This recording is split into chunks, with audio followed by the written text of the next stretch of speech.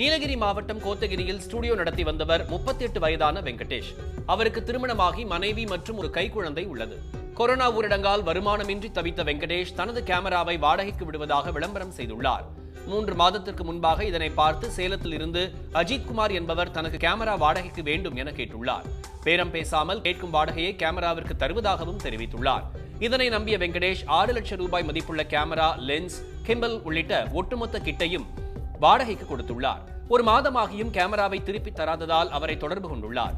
அப்போதுதான் அவர் போலி அடையாள அட்டைகளை கொடுத்து மோசடியில் ஈடுபட்டது தெரியவந்தது. இது தொடர்பாக கோத்தகிரி காவல் நிலையத்தில் வெங்கடேஷ் புகார் அளித்துள்ளார்.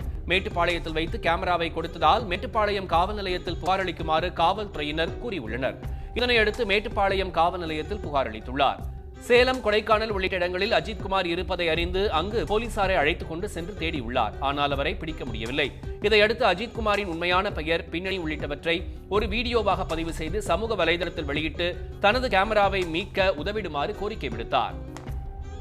அவன் கேரளா சுற்றுலா போகிறேன் அப்படி இப்படின்னு சொல்லி வாங்கினான். அது பார்த்தீங்கன்னா கிட்டத்தட்ட 6 லட்ச ரூபா மதிப்புள்ள கேமரா. அது அந்த கேமரா வாங்கிட்டு போய் 2 நாளில் தரேன்னு சொன்னவன் கிட்டத்தட்ட 1 மாதத்துக்கு மேலே ஆச்சு, இன்னும் தரல. நான் இது சம்மந்தமாக காவல்துறையிலையும் புகார் அளிச்சிருக்கேன். அப்புறமா நான் விசாரித்து பார்க்கும்போது இவனுக்கு இதே தொழிலாக இருக்கிறான். இவன் திருப்பூர், ஈரோடு, சேலம், கிருஷ்ணகிரி, ஒசூர், எனக்கு தெரிஞ்ச வரைக்கும் இந்த மாவட்டங்களில் கிட்டத்தட்ட ஒரு 50-60 கேமரா இவன் திருடி இருக்கான். இந்த மாதிரி வாடகைக்கு வாங்குறேன் 2 நாளில் கொடுத்துறேன்னு சொல்லி என்கிட்ட என்ன ஐடி ப்ரூஃப் கொடுத்தானே அதே மாதிரி ஐடி ப்ரூஃப் எல்லாத்துக்கிட்டையும் கொடுத்துருக்கான்.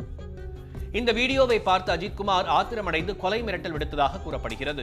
எவ்வளவு போராடியும் தனது கேமரா திரும்ப கிடைக்காததால் கேமரா வாங்கிய கடனையும் கட்ட முடியாமல், குடும்பத்தையும் நடத்த முடியாமல் பொருளாதார ரீதியாக கடுமையாக பாதிக்கப்பட்டுள்ளார்.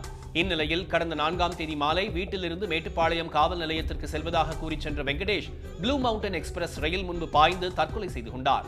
கை குழந்தையுடன் அவரது மனைவி செய்வதறியாது திகைத்து நிற்கிறார். வெங்கடேஷின் கேமராவை பறிமுதல் செய்து வெங்கடேஷின் குடும்பத்தினரிடம் ஒப்படைக்கப்படுமா? உடனுக்குடன் செய்திகளை தெரிந்து கொள்ள சன் நியூஸ் பெல் ஐகானை கிளிக் பண்ணுங்க.